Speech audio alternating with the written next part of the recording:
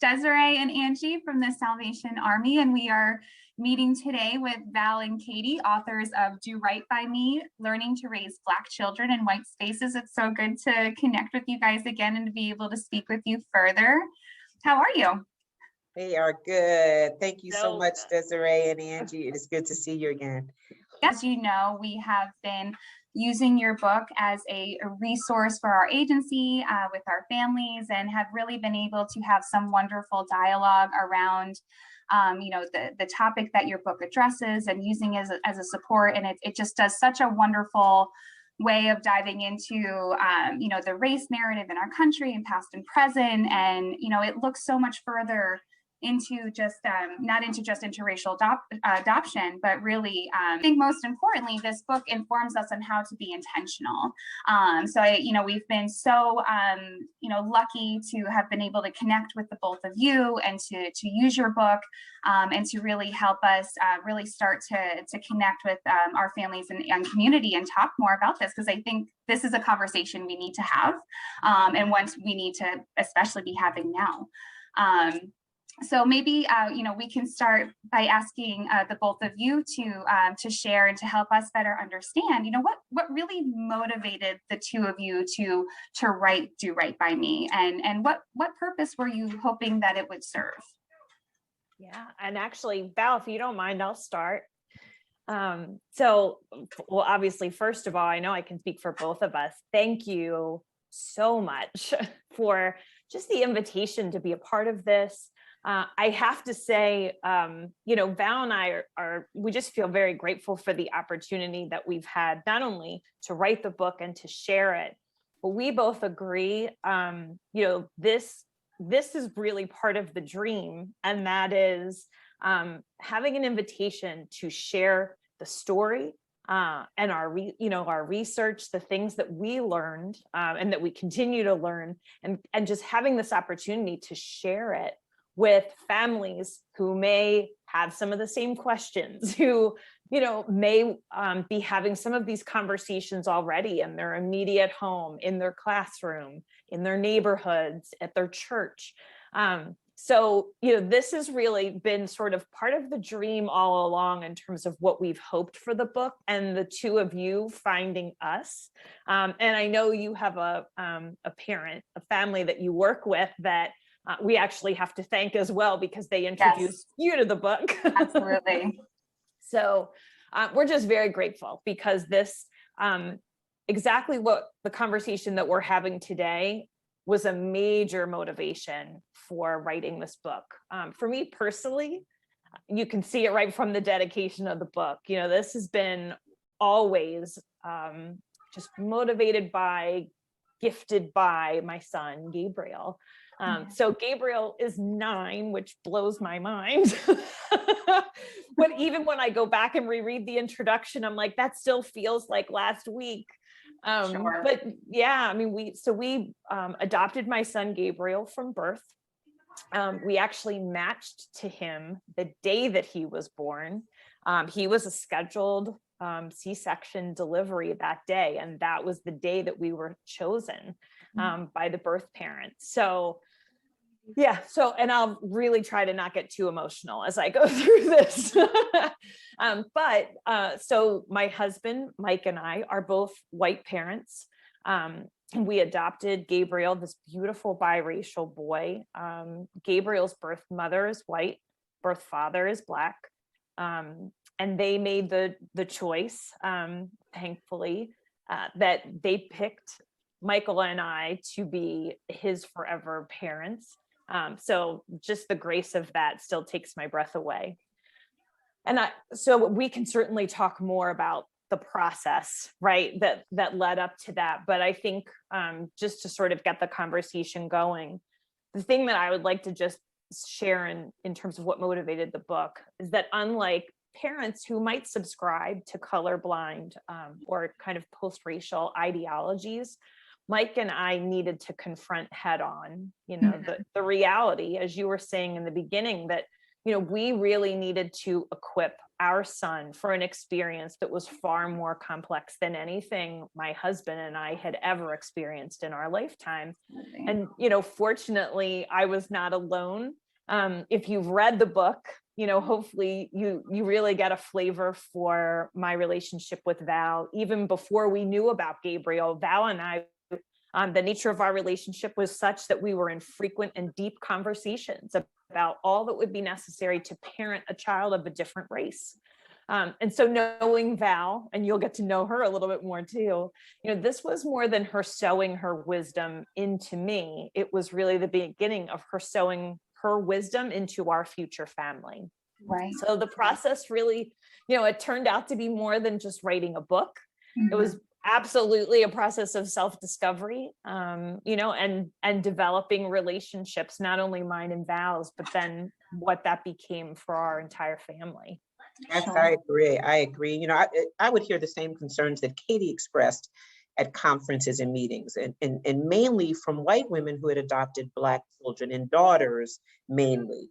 And they would share with me their concerns and questions about everything from how to care for their daughter's hair and affirm their body image, which may be different, may have a body type that is different from their mother's, to how to build a diverse community where Black female achievement was the norm. They had television images of Michelle Obama or Oprah Winfrey, for example, but they wanted examples of Black female leadership and achievement that their daughters could know personally and identify with.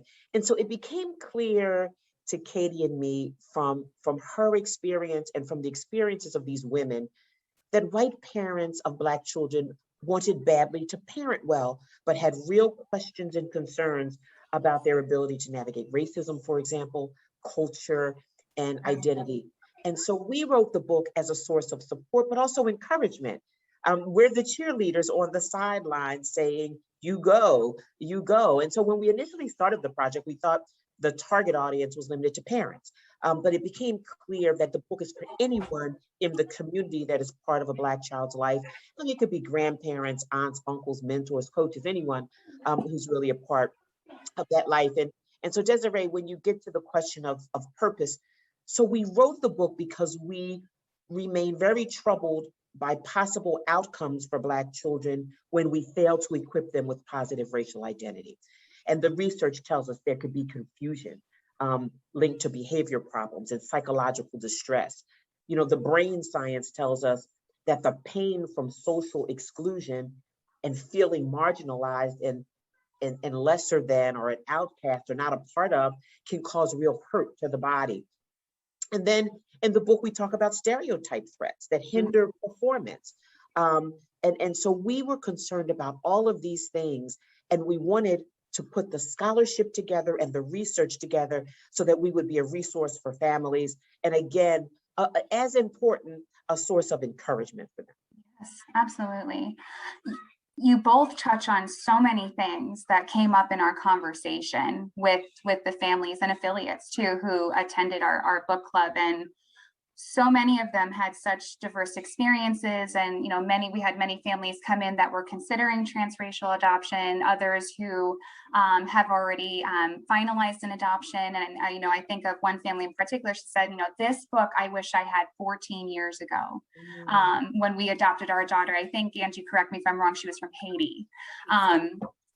So really, they very much appreciated the insights, the education, and the research that you inform on in your book. And we had a few families very transparently say, we're not sure that we're equipped to do this and parent in the way that we would like to. And one question that really stood out for me was one of the parents saying, will I be able to prepare our child for this world and the world that we currently see ourselves in now?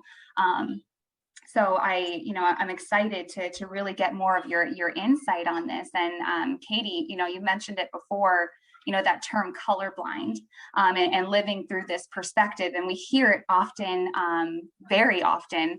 And it is a term that was particularly brought up during our book club discussion. And I think, we can all agree it can be very easy to misunderstand what colorblind actually means, what it entails, and really the culture it fosters or lack thereof.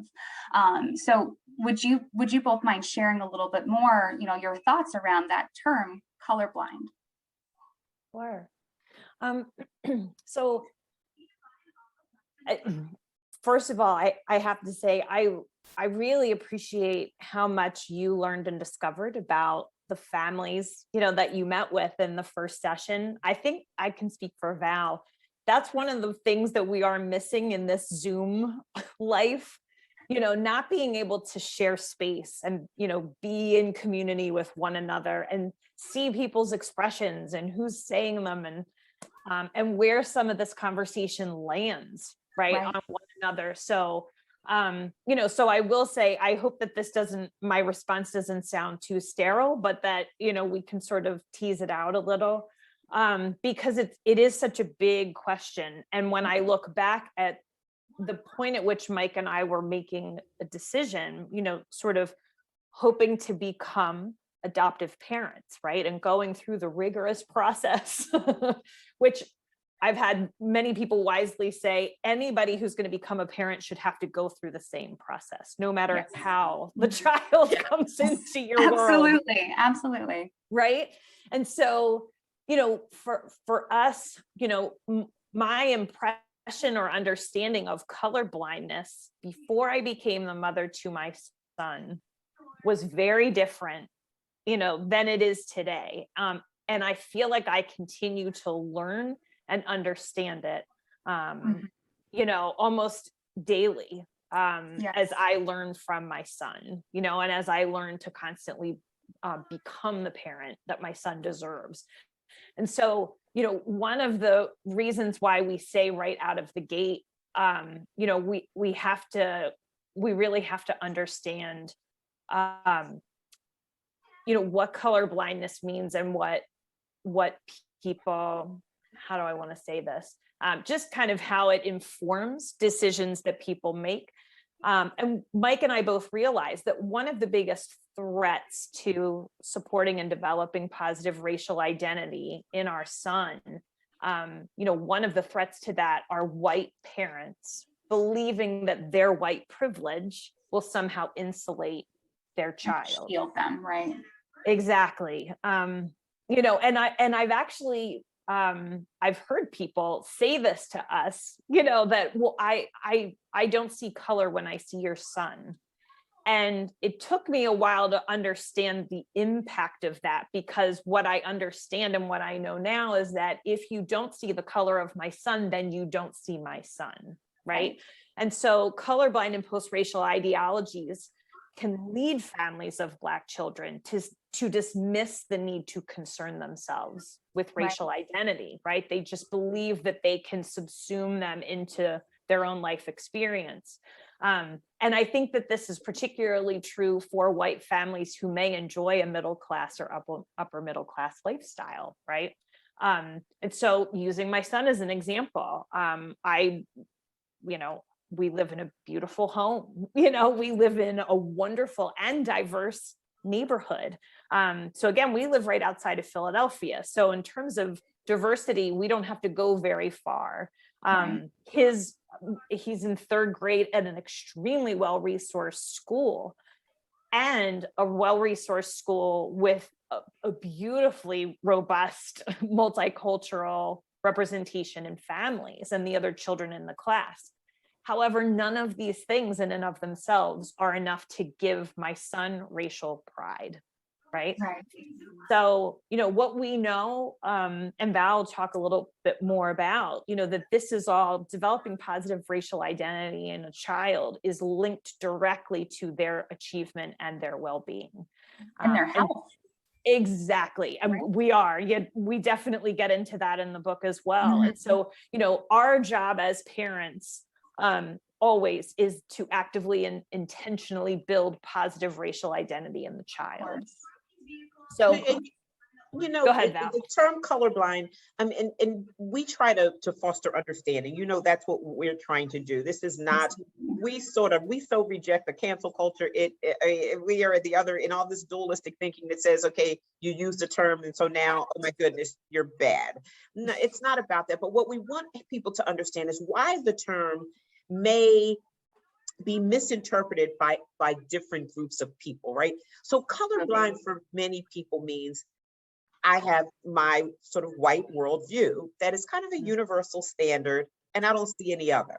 So everybody's the same, but you're looking at it from your perspective. You know, the first step as we see it in moving toward racial equity is really to kind of struggle with this notion that one group of people has a universal worldview, right? That is superior to others. Because out of that, there has been the ranking system that has led to the unfortunate history of racial oppression in the United States. And so we want people to embrace a notion that white people's worldview, culture, history, hair texture, body type, skin color, even value system, it's just one among many, right? It's not better, it's just different. But it's not entitled to supersede other perspectives that people proudly center themselves in. So when you say I don't see color, many interpret that to mean you only see one standard, one culture, and it's yours. And that is evidence it's sort of a more limited view, and we're trying to encourage a broader view. And so this is just our effort to help folks understand where the pushback comes from when they use the term. It may be unknowingly saying something that may trouble other people. Right. I know that in the past, when I was growing up, and I'm in my mid-40s, I don't see color was kind of the term that white people use to say I'm not racist. Yep. Yes. But if you don't see, so I know where the intention comes from, and I've had this discussion with a lot of my friends, especially those who are a little bit older than me yet. It's even harder for them. It's been even harder for them to understand why that phrase is so loaded and why it's not a healthy perspective. But I love how you put it. If you don't see color, you're negating everyone else's experience. Every other perspective. Right. Exactly. Yeah. Right. You don't see the person. You don't see the other contributions to society, and not seeing other people's worldview means that if people act differently than you're going to see them as wrong because they're not acting or thinking the way that you do. There you go. So everybody else is not a deviation from a European culture and standard. You know, so Asian culture and African culture, they're not deviations from a European standard. They're just different, and now they're all equal. And we can find value and contributions in each, and beauty in each. Yeah, I was just thinking beauty. Yes, absolutely. I mean, and that's the intention. You know, we minimize our intention in building that culture and advocating for that culture and surrounding ourselves with that culture when we turn a blind eye to that culture existing. Exactly. And completely disenfranchise that. And I think, you know, a big part of this is our responsibility to get it and to have a commitment to that forever learning and advocacy. And Katie, you were kind of talking about it with your son, and you know how much he has opened your world and your eyes and your understanding and learning and commitment to that. And you said, you know, I still learn about this every day, and I feel that statement. And I think that this is something that we learn every day ongoing, and that we have to be willing to learn every day in order to do right by our children. Yeah. That's one of the things that I like about your book so much, is that I know that sometimes it can be for white people to talk about racism. It can be uncomfortable. You don't know, you're afraid of saying the wrong thing, of doing the wrong thing. Yes. And your book is so informative and touches on all these subjects in a way that brings people in. I think, you know, it's just saying, welcome, we're all here, we're all in this together, and we're gonna move forward from here and make things better for all of our kids. Yes, Angie, yes. And I just wanted to say, I have a child, she is white, both my husband and I are white, but I feel like, you know, I know that she got, she was very impressed upon by the Black Lives Matter movement, and we took her, she and her friends wanted to go to our local Black Lives Matter rally. And I think that it's so important, even for white parents of white children raising their children in predominantly white spaces, to talk to them about these issues. Yes. Can you talk a little bit about why this book is really important for any parent not just parents who are white parents raising Black children. So I'm going to let Katie do that, because there's a story that that Katie found, a letter actually, a Black parent to her Black child's white friend's family and community, saying, it is important not just for my Black child to have this information, but also for your white child who Yes. plays with and hangs out as a teenager in those young adult years where everybody's kind of pushing the envelope, where things can go sideways quickly. It is important for that child to also know this information and understand the privilege that he or she has, that my child doesn't, and not to put my child in danger. And so Katie talked about that. I'll pass it off to you, Katie, to do that. Katie does a wonderful job of and even helping me understand the privilege that she had. If Katie and I go somewhere today, even as adults who are, professionals, and we, a lot of people, there are behaviors that she may feel more comfortable engaging in that I still don't. Mm-hmm. And she helped me to understand the privilege of, busting the line, and confronting the police in a way that I still, as a 50-some-year-old woman, would not, because of the way I may be perceived by that officer. So I'll pass it on to Katie, but she does a wonderful job with that. And see, you're already sensing it, right? Val is like, you couldn't have a better cheerleader in your corner. We all need a Val. Exactly. Honestly, if there's one takeaway from today, everybody needs to go out and get themselves a Val. You need this champion of your heart. But before I go into that, I do want to pick up on sort of the nature of the book, because engaging in conversations about race are absolutely difficult, absolutely uncomfortable. I believe, what's the gentleman's name? Emmanuel Acho. He has that whole series on uncomfortable conversations with a Black man, and now has a book out. But it really gets at this, because everything, and it's mostly fear and discomfort, right? But everything that is blocking us from engaging in these conversations is probably the biggest obstacle that we all need to overcome, right? We're not going to move the dial. We're not going to get anywhere until we engage the things that we think are uncomfortable. They're scary. We don't want to mess it up. We don't want to say the wrong thing. We don't want to offend. But that just keeps us stuck in this space, right? And so the way that we, when Val and I first sat down, 2 years ago, is it 2 years ago now, Val? Yikes. Going on 3, yep. Yeah, when we first sat down to talk about the book, and it was really like, hey, we have this idea. But does it really, will it really turn into a book? Like, do we have enough stuff that it would be a book? But what we knew was the way we wanted to structure it. And that was, one, we had personal stories to share, that we wanted to use those personal stories to sort of put a conversation out there and make it engaging. We both work in higher education, right? We've spent the majority of our professional career in higher ed. And so what that means is the privilege that comes with that is that we have access to research and scholars and scholarship, on a day-to-day basis.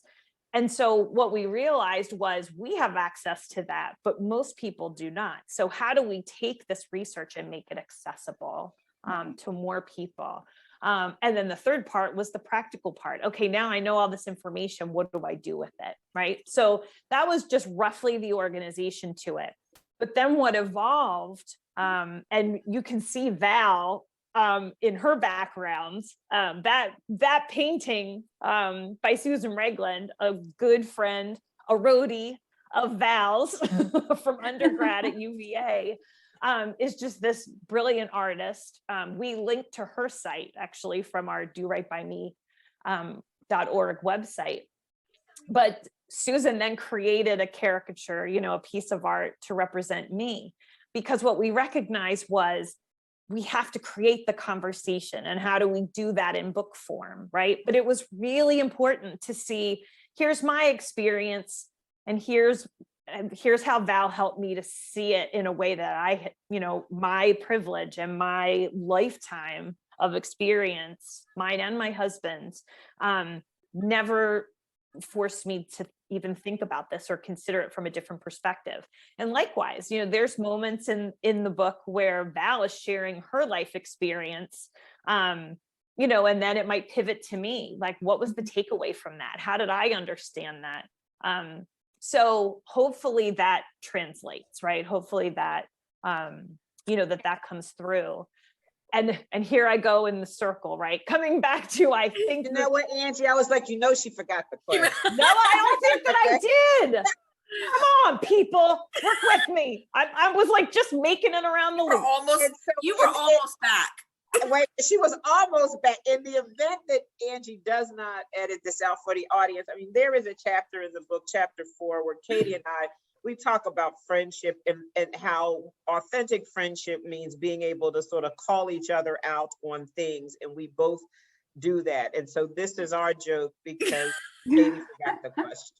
No, but I don't think that I did. Wait, I'm coming. I'm making the loop. I'm in the home stretch. But I think one of the things that you reference is, and it just struck me, I think it was like on motherly.com, or it was a blog, but it was basically the white mom of a Black son saying, and I think when we talked the other day, Ijeoma Oluo, in one of her talks, she shares this too, basically the statement from a white parent that says to another white parent or another Black parent of a child of color, I'm kind of like, man, I just feel awful that you have to have this talk with your child. And, it's the like, let's hit the pause button on that, because what about the conversation you need to have with your child? Right. And so if we only see racism as a Black family's problem, if we only see the implications of racist structures and racist law and racist policy, right? Those racist systems that inform and organize how our public education system runs, operates, and is funded, how our healthcare structure, is yielding these incredibly disparate outcomes that they are today. And again, the timing of our conversation today, at one point, Val and I were saying, every time we have a book club conversation, or every time we get invited to a podcast or an interview, it seems that something egregious and horrible, horrific has happened again. Because it doesn't ever seem to stop happening. It doesn't, it's relentless. It's more persistent, and it can feel like that's more persistent than the good things and the hopeful things. But the truth of the matter is, if we don't all collectively come together and figure out how to support one another in changing, shifting, and breaking down the systems that are yielding the outcomes that we're experiencing in this moment, we are destined to repeat them again, over and over and over. Absolutely. Again. That is why this is so incredibly important. And I'm so glad that you touched on this, and that, Angie, that you asked the question, because it is our responsibility as parents, as members of the community, to have these conversations and to, advocate for better, whether that is in our healthcare system, our school systems. I think we understand that, curriculum in our school can be better when talking about, the history. And your book does such an amazing job talking about the real and true history in chapter 2. And I so much appreciated that. And it was eye-opening. But bringing it back to when you were talking about, Angie, your daughter, I think about my daughter too, who will be just 4 at the end of this month. And as I read your chapter, The Talk, I had her in mind. I really had her in mind throughout this book, but particularly in this chapter. It's unavoidable when you're a parent. I know. I see everything through the lens of a mama these days. And I appreciated reading your book through the lens of a parent, through the lens of a parent of a white child, and understanding what my obligation is and my responsibility to her and to all, in having this talk. And you kind of talk about ways that we can educate our children and recognize, help them recognize unfair treatment, whether that's on the playground, in the store, in the school, and really what they can do to address it, and to be an advocate and ally. And, as I said, she's going to be 4. My husband and I have started to have these conversations with her, and I don't feel like it's ever too early to do that in a way that they understand. And we do that through reading books with her and telling her stories and really being very honest and transparent about things in an age appropriate way. We understand that, she, and we encourage her to be a confident little girl, and she will not experience many of the injustices that her Black friends will, and helping her understand, that this privilege she was born with. And I think, you kind of mention it, or you state in that chapter, maybe this is where dodged a bullet came from, and we need to help them understand what that means and what that looks like for them and their responsibility. And, so I think I just love that you really touched on the importance of this. And, is there anything else that you feel we can do to do better at educating our children and helping them understand, the race narrative that exists around them? And you said, Katie, I feel like every time we meet and we talk about this, something else has happened. And that is the reality that we see and has been for forever. So what can we do? What can our communities do better to educate our children? I know that's kind of a loaded question. No, not at all. The tools and strategies that we recommend, like visiting museums and exposure to the best of African and African American culture. And that enlarges and enlightens white children as well as Black children. And so it's not limited to Black children understanding the race narrative that we talked about. That's why chapter 2 is so important. It's not just for Black children to understand, but also for their peers to understand. That gets to the heart of the matter. Helping children to understand that the history of your Black friend didn't begin in 1619 as an indentured, servant, but as creators of the first and great civilizations in Africa. They need to know that makes all the difference in how a Black child sees themselves and is seen by others. But also the notion of how to navigate racism. A white child needs to be able to understand how you need to guard your friends. Katie, there's a chapter that she talks about road rage or being defiant to police. If Katie and I are in a car and it's late at night, or it doesn't have to be late at night, actually, it could be in the middle of the day, she's not going to mouth off to a police officer with me in the car, because she understands the consequences of her defiance in that moment may impact me in a way that it doesn't impact her. Absolutely. Cart us off somewhere and she leaves, and then they were like, what happened to Valerie? I don't know. She, who knows what happened to her? She understands that, so she can guard me in a way that maybe ordinarily she wouldn't. And so these are the things that the children need to know. And so as a result, Katie's home is filled with books and artwork and music and images that reflect this narrative, that reflect this history. And when they take vacations, for example, they include trips to the African American Museum of History and Culture. And there's a cemetery in Katie's neighborhood. Katie, you may want to jump in on this, that has some rich history around Black families in that community. And so just as you're riding your bike in the cemetery, stopping and looking and understanding history. And so, but this isn't limited to Black children. It's also for white children as well. This gets back to color blindness. Color blindness doesn't mean that white culture is the only culture, because there are rich cultures all around us that inform American life. Absolutely. That all children really should be exposed to. So that's what our view is kind of on that. Yes. And I think that we've all, I know that we've gotten better as parents today at, making sure that our kids are reading books with, Black characters and watching TV shows with Black characters. But I'll tell you, for our book club, I did look up and I don't have the numbers in front of me, there's a website where you can look up things like representation in TV and movies.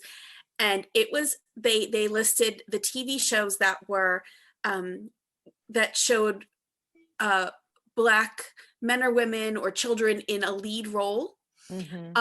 And the number of programs for each age group was terrible. Terrible. And you also have to and outdated. For the older kids, Mm-hmm. they listed, and I'm not saying these aren't great shows, because they are. They listed Good Times.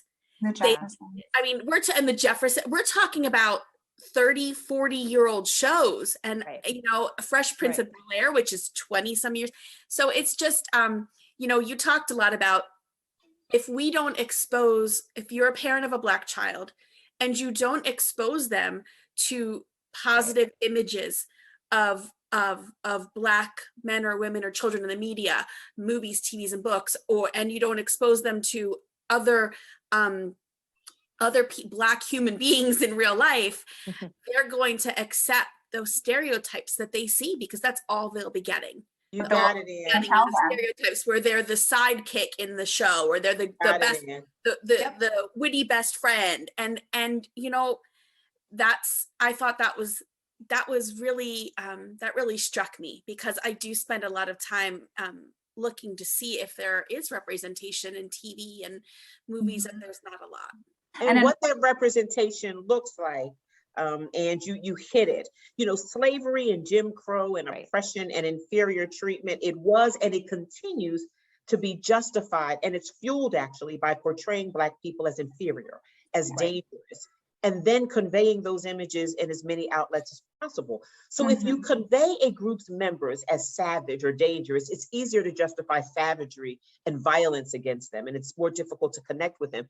So you have to also guard what your children are watching. You know, the contemporary media, while doing better, still plays a significant role in perpetuating negative images of Black children. Black people, you know, Black men particularly, are overrepresented in stories about poverty and crime, and underrepresented in positive stories about leadership and parenting and community involvement. And so you have to guard against that, because these negative, distorted, and imbalanced images create a perception of Blackness that impacts the behavior of many people. The book talks about, I'll give you real quick, experiments confirm that white people are more likely to shoot an unarmed Black man than an unarmed white man. And that can be tied to the images that are seen in various media outlets. Right here we are in Philadelphia, outside of Philly this summer. It was the most interesting thing and sad thing and disturbing thing. A man with a shotgun, he actually had a shotgun. He fired the shotgun at Upper Gwinnett Township Police. That is a suburb of Philadelphia. Police were called to the scene because he was roaming in the backyards of neighbors and sheds and going through people's cars. He actually shot at the police. Yet we didn't hear a whole lot about it, because the police successfully de-escalated the matter, and the newspaper reported that the man was taken to the local hospital where he underwent detox for methamphetamine. 2 months later, on October 26th of 2020, Walter Wallace Jr. was fatally shot by police in Philadelphia when he walked toward police holding a knife. The police in both cases were white. The man with the shotgun was also white. Mr. Wallace was Black.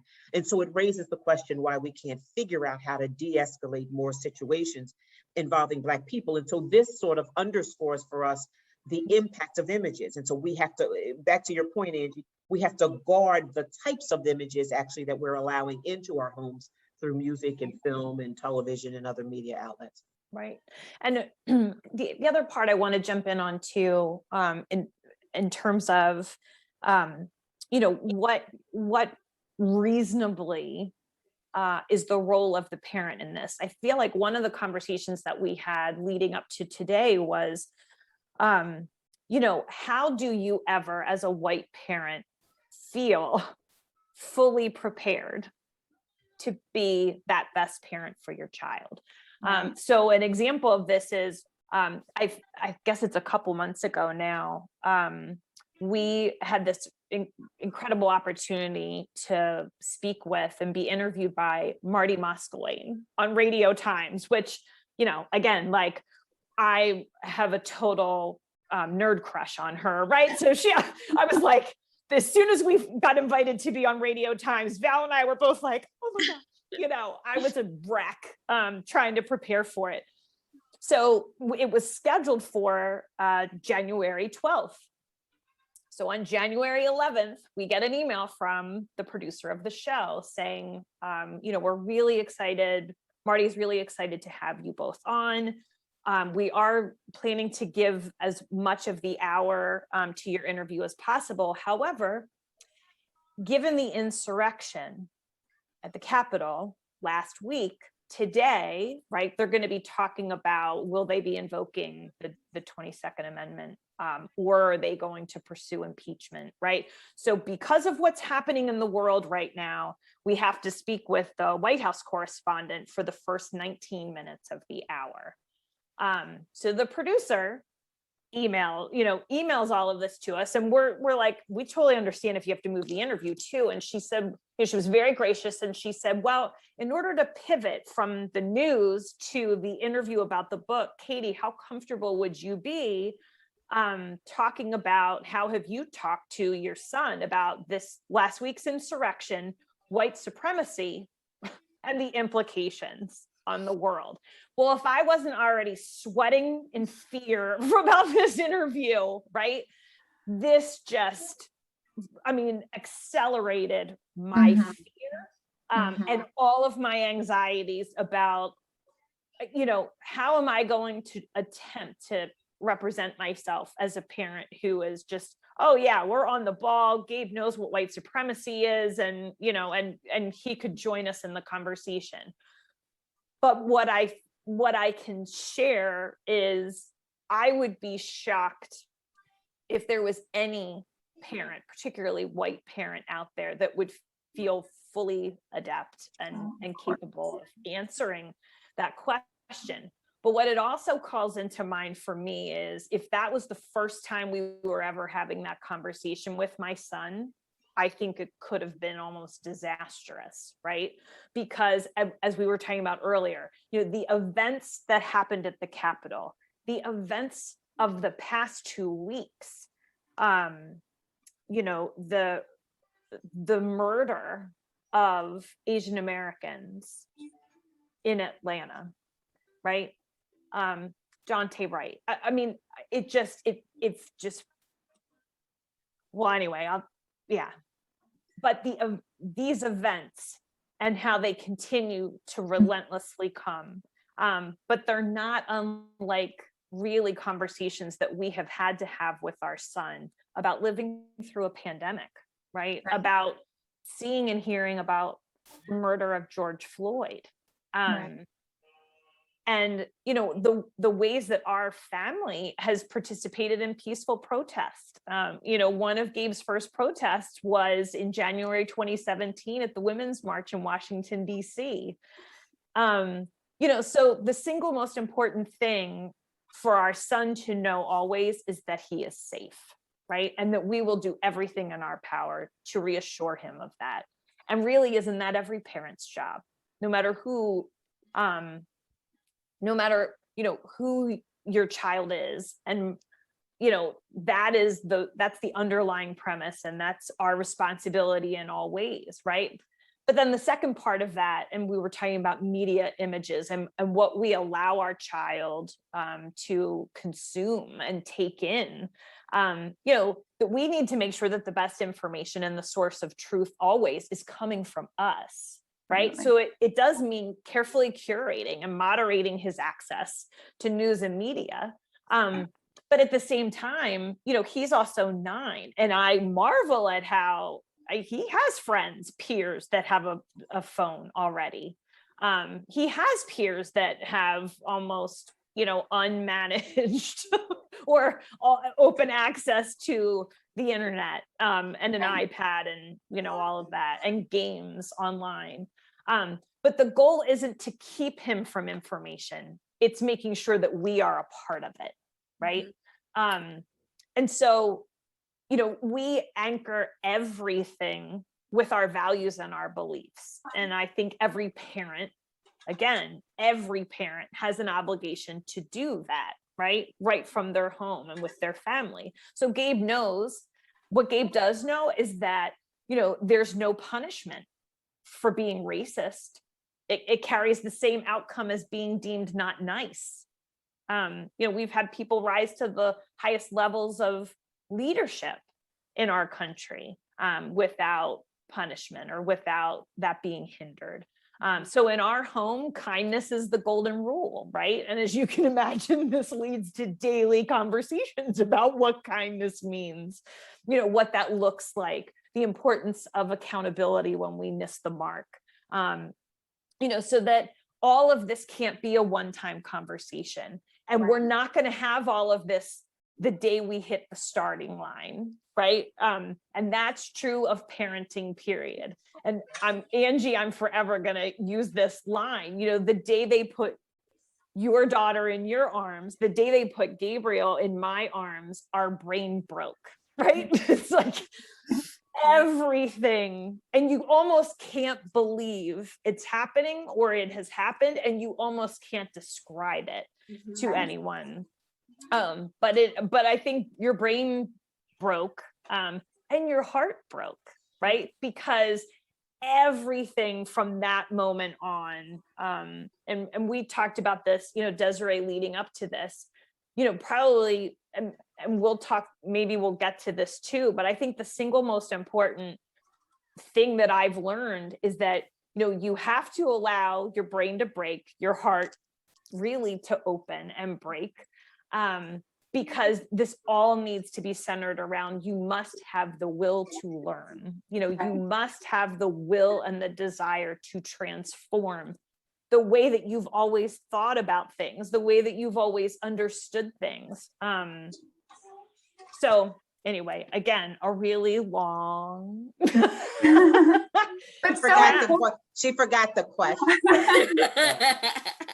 A lot of what you said, Katie, is so important because, not having that willingness to learn and to understand what the world is going to tell our children if we are not intentional on creating better images, on fostering a world and culture around them, that negates a lot of those stereotypes that you talked about before, Val, and that the book goes so well into diving into, and in the media and everything included. And it brought my thought back to something you said earlier, Val, and that you talk about in the book, which was so incredible to me, was how marginalization or intentional or non-intentional exclusion creates physical pain in the body of our Black children.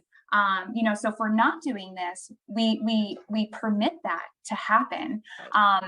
And I wanted to just be able to talk more about that because in your book, you say, whether it's a punch to the stomach or it's exclusion, it triggers that same pain response in the brain. And ultimately how it can result in other physical and emotional health ailments, whether that's high blood pressure, ADHD, you list a few of them in your book. And I think this kind of relates to what we're talking about. So I was hoping that maybe you can share more on that and why that is important for us to know, how that if we're not intentional in these ways, we hinder their health too. Absolutely. The brain science tells us that the pain from social exclusion and the pain from physical injury share the same brain pathways that register distress. And so whether, again, as you said, Desiree, we've been punched in the face, or whether we've been excluded from an opportunity because of a racist practice, for example, our brain activates pain. And so the bottom line for the researchers and the information that they shared is images, messages, actions, whether direct or indirect, that signal that we're kind of left out, that we're not worthy, that we're viewed as a lesser person, cause real hurt to the body, including, as you mentioned, Desiree, elevated blood pressure, anxiety, low self-esteem, depression, those things that impede our performance. But an interesting thing happened Sunday. We did a book club with the student athletes at Temple. And they shared their feelings of exclusion. And even among white students, they could share experiences where they have been excluded in particular cases. There was one student from Germany, and he talked about his family moved around Europe a lot. And when he had to go to a new school, he was excluded. And so he could relate to what we were saying. And so racism is one example of the operation of this principle. But in terms of, our book is really about sort of being the best of who we are in terms of our humanity, sort of recognizing that exclusion for anyone causes this kind of pain. The book goes on to explain that exclusion doesn't necessarily have to be something that someone does intentionally either. Right. It can be something that happens because we tend to gravitate toward people who are like us. Right. And so we should be just mindful of that and teach our children that in any situation. Let's identify our bias. We do it in turn on, we both work at Temple, and we do training for search committees hiring people. And we try to help them understand we have a tendency to hire the people who look and who act like us. Right. And so as a result, diversity is frustrated because everybody looks like me because I hire me. And so that's what we're trying to get at here, helping people to understand it in every space that you're in. Identify your bias and then do something different, make wiser decisions around it, because the consequence to people is actual physical pain and injury to them. Right. In a way that I don't think that we ever intend. Right, absolutely. And I'm glad that you touched on, that component of bias. That was something that also came up in our conversation with families, was implicit biases, and yes, understanding what they are for us, and understanding that we have to be mindful of them ongoing. Yes. I think they evolve with us in our life, but also, and one of our families had touched on, I reflect a lot on my childhood and my upbringing and how it influences the way I respond to things, think about things. So this is such a big part of it. Absolutely. And I think, Katie, you said something before too, that made me think of something else that was shared, in our book club, when you talk about, your intention with Gabe. And we had a family who I was very impressed with, who shared, after adopting their Black son, they talked to local security and the community's police force to let them know that they had a Black son living in their home, and really understood the difference it can make. Because and maybe it was Val that you had mentioned Katie's attention to road rage, and that part in the book stood out for me when Katie, you talked about that with your husband, and you said, don't model behaviors that can kill our son. Yes, that statement stood out for me so much.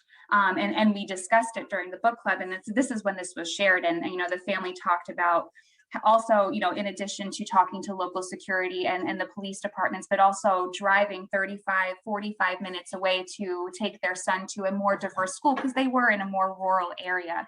So having this understanding of what these intentions look like, and what some of these other things can do if we're not, like you're talking about, Val, this physical pain to the body, this exclusion, these biases that are around us, these are things that we have to be willing to do in order to minimize that and to help our children. And I loved that they had shared that, and we're able to connect with our other families about how they do that. And I did, we kind of started to talk about, the research that you use to, in your book, to inform about Black experience in early life, throughout life, the racial history and narrative in our country. It's so incredibly eye-opening to read that. And so much about the history that you shared was a prominent discussion during our book club. We had families that were just amazed by Egypt and the pyramids and kings and queens, and like, how did we miss this in our lessons growing up, and why is this not being talked about? Mm-hmm. So there was a lot of like aha moments, in reading this book. And, so I think, we're really curious, in your own research and learning and piecing these things together, was there anything in particular that surprised you in your research and learning? And I think, Katie, for you in particular, did any of this knowledge better support you in your husband's parenting to Gabe, and ultimately his development of a positive racial identity? Yes. Yes. Yes. I'm trying to get better at keeping my arms around the response. But it's hard to resist, sort of sharing everything that starts to set off from these questions, because it all just means a great deal to me. So, I just even appreciate being asked. But a few things that I definitely want to make sure that we get to, I'm grateful for my friendship with Val, and I am constantly, grateful for just what an exceptional scholar Val is in her professional world. So, right, not only law school, as an attorney, and we talk about this, I think in chapter 6, like, just, she was another nerd crush of mine, like I was so drawn to her work, not only as the sort nerd of crush email I sent her. yeah, exactly. So just sort of not only understanding law and policy, but then, here she goes on and gets a PhD in African American studies. And so, sort of being her friend through her doctoral, dissertation and research process, I got to be a student. And I was mean to her, you guys. What happened in 1787? Who is Ella Baker? Oh yeah, I was like, I gotta get another book. Do the sweat again. Exactly. I'm like, oh, here we go. I gotta get ready. But really, just because of the nature of who, Val is, it's that pouring in, it's that sewing in always. But my God, I mean, I, like many of the parents that you spoke with, like, you can't believe how much was omitted and really sort of intentionally cut out or distorted in our history. So, so when I say my husband and I, and my husband turned 50, by the way, so he's older. So his 50 years, my late 40 years of history and experience, has been so narrowly constructed, that, having my son Gabriel and really being intentional about, making sure that my son Gabriel and his friends and classmates, which I'll also get into, that he comes from a long and deep line of kings and queens, right? I mean, just as Val's saying, like, there is something about growing your child, nurturing and surrounding your child. And, again, I reap the benefit of being an older parent. So many more children's books have been created, and movies and television and games. And there are so many more resources out there now to support us. And again, I'll put a plug in for dorightbyme.org. There's a whole section of, resources and further reading and podcasts, but things that we just, every day we're coming across new and better ways that we can be developing and curating everything that my son gets exposed to. But also going back to Val's point about, she had said this earlier, I'm constantly faced with what my privilege has afforded me, specifically, kind of speaking out of turn to my supervisor, disagreeing with my boss and leadership on the regular, just because it would never occur to me not to, right? There's a chapter, Katie, tell her, maybe you could talk about the letter to the head of school. That and church, Katie and we have a part about church, because the notion that one way of being is the way of being. So Europeans, generally, not all, do not engage in a call and response in the space of church, right? A European perspective is, I own this space. I talk as long as I want to talk. And you don't respond to me because it's my space. you, at the end of it, when I'm done, you can affirm it and, or not, but it is not a shared space. So when I was in a space and I would say, someone would say good morning, I would say good morning back, Katie would always roll her eyes at me. And then if someone said something that I thought should be affirmed in the moment, she would pinch me or roll her eyes at me.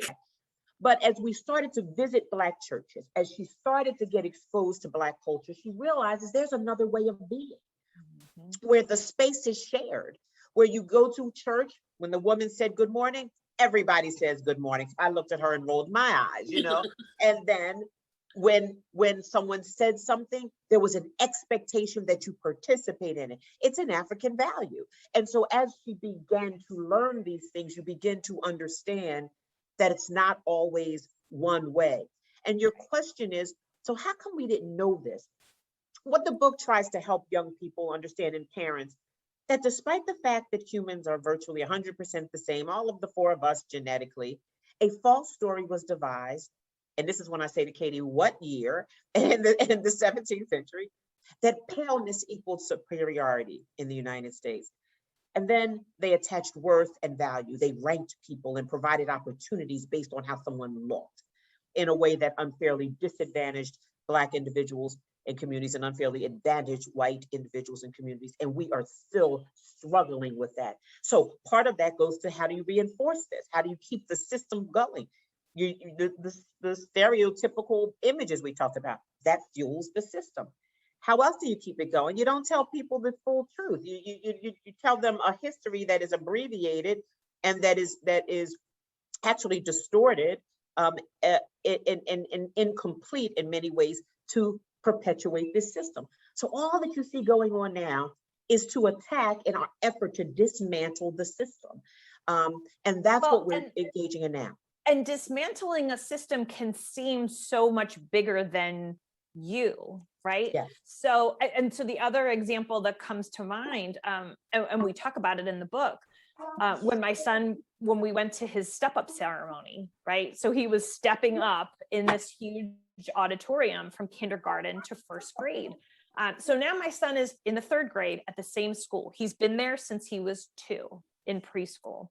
And so, we can joke about this now, but it was literally the last day of school, the step-up ceremony happened. And the very next day, I fired off one of my emails that I'm kind of known for to the new head of school, right? So this was her first year as the head of school in our private independent school. And what I thought was, hey, great first year. Love you guys, love your work. However, what I see happening over time is that what is beautifully diverse, there were 18 children in Gabriel's class. Only 6 of those 18 were white.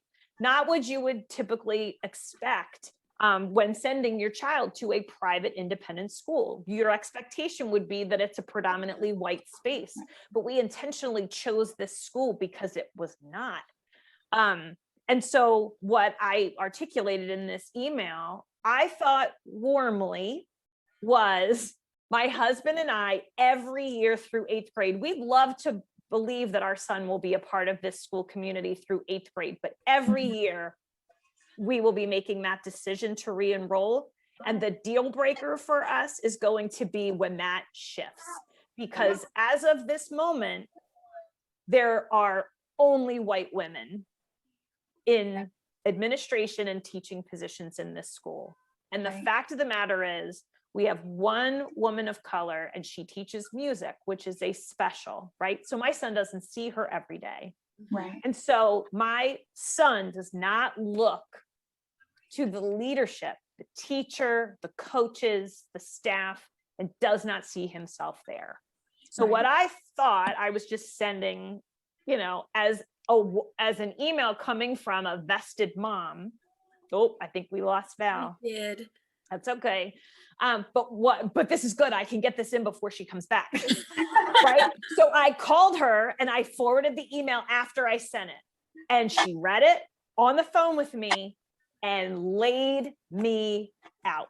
She was furious. I can't believe you sent this without sending it to me first, because sometimes I would send her a draft to get her opinion, but she knows me. She knew I wanted to fire it off before she had a chance to give me feedback, right?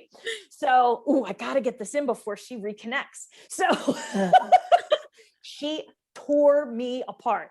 But what it took us about 25 minutes of a phone conversation to understand is that, and she said explicitly, you cannot, there she comes. You cannot, hi, Dr. Harrison. I was just getting in the rest of the story before you had a chance to weigh in on it. But what she laid me out for 20 minutes later was, you cannot act out of your privilege, because what you are not understanding is that your son, your Black son, is going to deal with the consequences of your actions, right? And so nothing may or may not come of it, but the truth is the fact that you acted on your own privilege, right?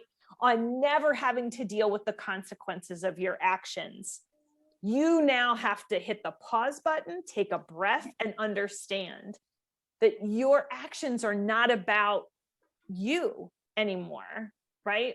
And so just the everyday awareness of that.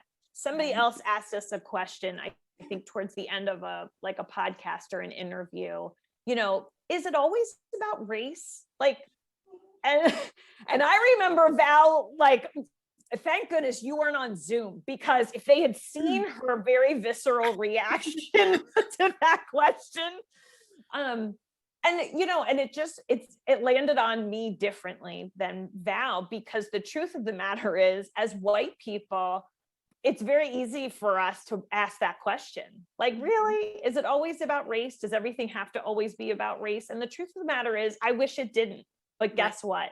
It is, because there is not a single system or law or rule in our immediate world, in our community, in our school, that doesn't make us confront the question of race every single day, right? And so even though working towards racial equity and breaking down these systems might seem a lot bigger than the work that each of us is capable of doing, the truth is, we started a diversity and inclusion committee, parents committee and teachers committee at my son's school. Why? Because they can't solve all of these problems in one school year, right?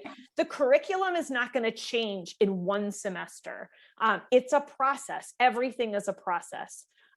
But if we don't step into the privilege that has been afforded to us, use our voice and our ability to say, you know what, my son needs to look at the front of the classroom and see himself there. Right. My son needs to be able to go to church and see people call and response, lifting their hands, clapping. I mean, his mother will be hungry as all get out 3 hours into it, right? But I need to pack a snack is what I need to do, because my son needs to be in that space and see people sharing communally with him, right? So and Chad Gollier Sojourner, who we cite a couple times in the book, he's an adult transracial adoptee, and we quote him a lot. I think one of the questions that came up for you is, parents saying, and I think both of you have shared in your own experience, well, what about the fact that I live in a predominantly white neighborhood and community? And to the other parent who said, we are driving our child 35, 40 minutes away from home to make sure that they are attending a more diverse community and school, so that they see themselves in that space. And so, yes, if anybody's going to be uncomfortable, it should be the parent. If you can move and get into a space where your child is going to see themselves represented more frequently, do it. Better that the adult, is uncomfortable than the child ever. And again, with this, exclusion and inclusion, right? If any human being does not see themselves as a part of that space, that in and of itself feels like exclusion. Just that missing step of belonging. Right. seeing themselves immediately in that space. Absolutely. And to listen to that discomfort and to understand why it exists and why we need to respond to it. And I wanted to just mention the family that I'm, so fortunate to be partnered with in their matching journey, who brought this book to our attention during our book club. She shared that discomfort for herself. Her and her husband come from Manhattan, a very diverse community, had family friends there, and then moved to a suburb of Philadelphia. They're in Bucks County now. And, she said, my thinking had to shift. And I felt so uncomfortable because I'm living in a predominantly white neighborhood. And, she was very intentional with going out into the community to find a church to connect with. And, she really started to ask herself the question, if I have a sense of discomfort here, how will a child feel in our home that I bring in who may be a Black or brown child? And what do I do? Which really pushed her to look for resources, to start having the conversation, and to find your book and to bring it to our attention. I was like, okay, well, we need to do something about this, because this is just too good not to. And we talk about the need to start to have that conversation, though it may be uncomfortable and intimidating. It needs to happen. It is absolutely necessary. Absolutely. And one of the places that Val will often come back to, and this goes back to a conversation we had, and it predates the book, but the truth of the matter is, my husband and I could have gone the rest of our lives just humming along, we unchanged, unmoved. And we both have a social justice orientation anyway. And so both my husband and I would love to believe that we would have grown into and become the people that we are now, whether or not we had ever become parents to our son, Gabriel. But the truth is, we might not have. And we could have continued going along unmoved, and certainly not transformed. And so, Gabriel the messenger, in many beliefs and traditions, right? He has been that for us. Right. He has changed our heart. He has motivated us to become the people that, that we could only dream of being. But, I think for many people, for many white people, that is the truth. We could continue going the way that we've always been going, unchanged, and never having this opportunity to transform or think about their worldview differently. Right. But what we hope is that, maybe Do Right by Me is that little movement, is that little switch, as Gabriel has been for me. Absolutely. I'd like to connect that to what we do with helping connect people with foster children and adoptive children. I hope I remember everything how I want to put it. But what you talked about with Gabriel giving you growth, having you and your husband learn and change and evolve. I think that's what we would like our foster and adoptive families to think about when they're bringing children into their home, whether it's temporarily as foster children or permanently through adoption. It's not just about you changing this child's life. Don't forget that these children have so much to offer you as well. Yes. We spend so much time preparing our families for the needs and the trauma they've been through and how that will manifest itself, and how they need to help them heal and support those kids.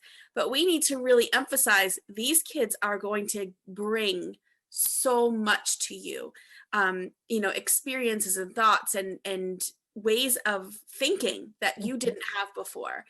And that's really what being a parent is all about.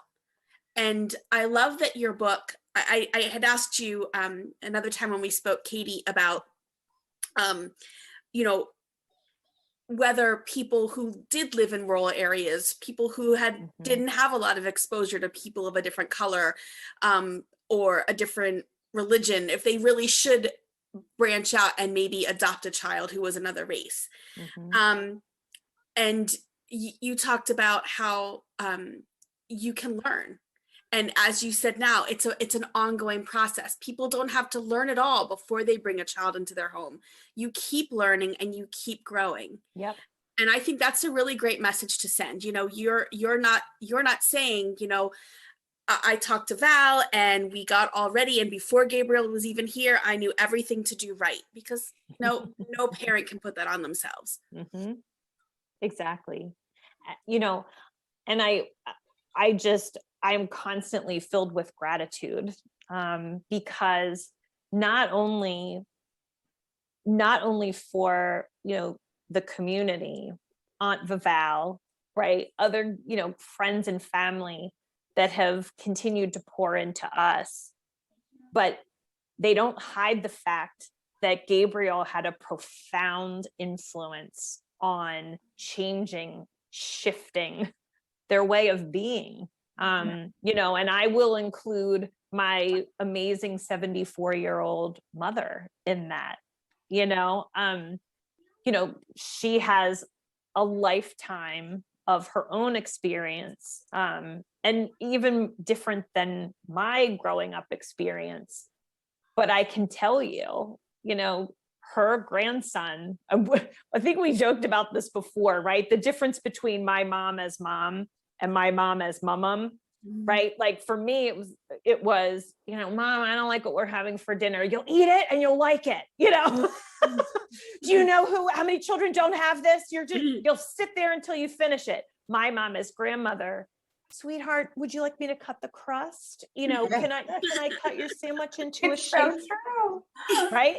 I mean, but so it's that, you know, but on a whole other level. And, you know, and so I think for my mom and others who have just said, I love who I've become because I've learned, you know. And it's evolution. It's really evolutionary to your point, Angie. It's not, you don't learn it all. You know, Katie and I will forever struggle about Gabe's hair, right? You know, it's just always going to be a struggle forever until he tells everybody what to do. And we put it in the book because it's partly funny and we want people to sort of take it easy a little bit.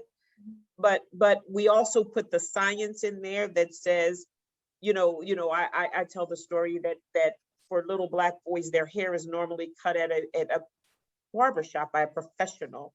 And Katie's perspective was that he should have more freedom, right, in terms of his hair.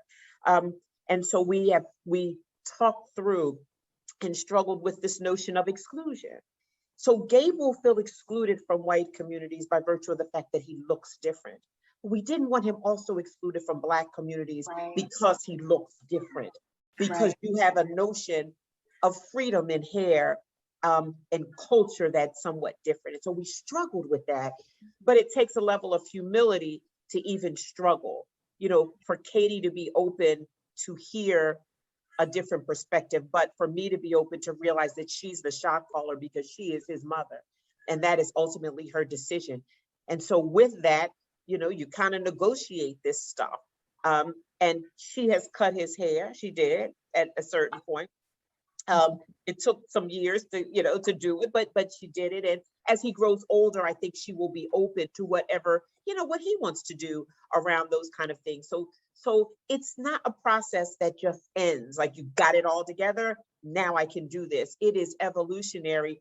Our goal is to be cheerleaders, to say, just be in the game. Let's just be intentional about it. Just stay in the game. And we're here to sort of support you and encourage you in that. And just along those same lines, but I think another thing that has moved Gabriel about his sense of hair, just 2 examples, Hair Love, just this sweet, short little movie, which, and we linked to it, Oscar award winning as well. But I mean, it's 10 minutes. Yeah. But that story of what this beautiful head of hair was, there's no words in the film, but it is all about what it meant to this little girl and how she was seen through the eyes of her mother and father. Gabe also got a book about a year ago about The Crown, the whole, and it's beautiful artwork. Brian Collier probably did the illustrations for this book as well, but the whole book is about how much this little boy looks forward to going to the barbershop. Why? Because he feels like a king. You know, he walks into the barbershop, everybody knows him, they drape him in his royal, cape. Yes. And it's like he looks to the right, and this man is probably a CEO somewhere, and this man over here, you know, he's the president of something over here. But it's, you know, how this is represented, instead of the idea in his head, which is his mom picking and combing and, you know, constantly rubbing oil and conditioners into his hair because I want him to feel that way. I want him, but there's just something different when the image and the messaging, you know, that just embraces him and tells him a story of, no, I don't want you to misunderstand or misinterpret what this really means. Right. And I can't represent that to him. We can't be everything to the child, but our job is to go out and seek out that information and create those resources for him. And that's not so different than any other parent, you know. Yes, I want to take away from this, and I have this perspective because you told me. I asked Katie, we met for a pre-meeting, and I had asked if families should think about not adopting a child who's a different race from them. And you know, since I've talked with you and I've read the book, and after that discussion we had, the message that I love and I want to send is that what you told me, Katie, that yes, you can. And I wrote, you said, I wrote it word for word. You said, you must have a will to want to learn something other than what you were taught over your lifetime. And that's it. That's what you have to have. That is the basics. And anybody can do that. And I say that, you know, not being able to be everything to your child is something that's true for all parents. Right. None of us can be everything to our child. And when we try, we fail ourselves, we fail them, we end up beating ourselves up, and we're shortchanging them from the perspectives of other people, giving them new ways of thinking. So, you know, I think that one of my favorite messages about this book is that, yes, you can. Mm-hmm. Yes, you can do it. And all of the things that we're telling you, you need to do to raise your child to have a positive racial identity, to be a strong, confident person, they're all manageable. Absolutely. Absolutely. And you're so right. It's not out of the norm of your intention on being the best version of a parent that you can be, and understanding what that looks like uniquely to you, your family, and your child, and being able to meet that. But also, and you made such an important part of, you know, bringing in the community, because we don't see that as much anymore, and we don't, you know, there's such disconnect. So, you know, here's an opportunity again, you know, to build that culture, to praise and celebrate that culture, and to bring it into your life, into your child's life, and bringing back to an earlier point, being committed to having, you know, to being a forever learner, and advocating, and you know, there's so much. And gosh, I just feel so incredibly fortunate to have been able to do this with the both of you today, because I think everything that you have shared and that we've discussed, and that your book just does so wonderful going into, is so important to be learned by all and to be understood by all. So thank you, like, so much. You know, and I'm looking at, you know, remaining questions. I'm like, no, we talked about this. You know, they went into all of this. This is wonderful. And I do very much feel that our families, our staff, and, you know, the community that have come to attend our book club and listening to you and reading your book, I think does what we're talking about today. And it, you know, it plants a seed. It gives us a space to talk about it and to feel a little bit more comfortable having this dialogue and being intentional in these ways, because that's really what we're asking everyone to do, including ourselves, and to recognize racism around us, and to understand, that helping our children develop a positive racial identity, and so that they can navigate, this, unfortunately, a racist society and world that they find themselves in, that this will help them be successful and safe. Yep, absolutely. And we both, again, I think I can speak for Val, we just both appreciate clearly, both of you had this top of mind. You knew this was an opportunity that you wanted to create for the families that you support. So you knew that before you knew about this book, so I feel very confident that this is exactly why we found each other, because I think not only can everybody with a desire for this, the will to learn, not only are they more than capable, but sometimes all we need is a space like this where we can have the conversations with one another, Right. So what you've already created by bringing a group together and, making it about the book, it's something that can be outside themselves, and they can reveal as much or as little about their own experience as they want, because they can get at it, hopefully through one of the stories or vignettes, or a piece of research in the book. Right. And so I think one of the single greatest gifts that you've given this community of people is the opportunity to just share dialogue and conversation and join together with a common hope, right? To do right by themselves and by their child. And just to listen and understand. And again, being willing to learn, even just coming and saying, I just want to hear what everyone has to say. And I think, and we kind of talked about it before, having the opportunity to understand the experiences of the families that came and getting to know who they were and ultimately what they were looking for, I think allowed us to better understand what that looks like for them, and for them to be supports for one another, and to, again, just to have a space to do that, and to start a process that, will do what is intended to be done and what needs to be done. So thank you so very much. Thank you for the work you guys do, and for making the opportunity available. Yes.